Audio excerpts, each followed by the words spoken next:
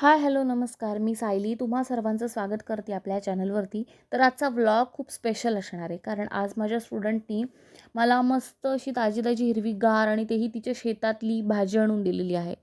कधी-कधी ना अशा छोट्या-छोट्या गोष्टींमुळे शिक्षक म्हणून खूप स्पेशल वाटतं. स्टुडंटकडून कोणत्या अपेक्षा नसतात, फक्त त्यांनी छान मार्क्स मिळवावे, खूप अभ्यास करावा, एवढीच तर शिक्षकांची अपेक्षा असते आणि हीच तर त्यांच्यासाठी पोचपावती असते. पण एक एवढासा जीव आपल्याला एवढा आठवणीत ठेवतो, हेच खूप मनाला भावून जातं. आता हा विषय निघालाच आहे म्हणून मी 1-2 किस्से सांगते तुम्हाला. माझा ना कधी-कधी जास्त वेळ चालणारा क्लास असेल, तर मग काही स्टुडंट्स मला चॉकलेट आणून देतात, की त्यांना वाटत असेल की टीचर एवढा वेळ बोलतात, एवढा वेळ शिकवतात आणि हाच विचारसुद्धा खूप मोठा आहे.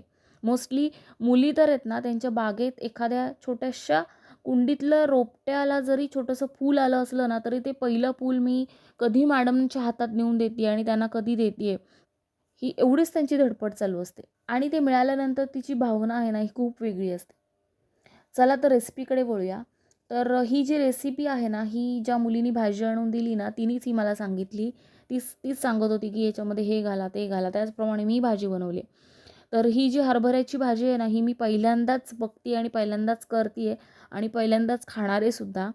तर तुम्ही ही भाजी कशी बनवता हे सुद्धा मला कमेंटमध्ये सांगा आणि मी ही भाजी बनवलेली तुम्हाला कशी वाटली हे सुद्धा मला नक्की कळवा.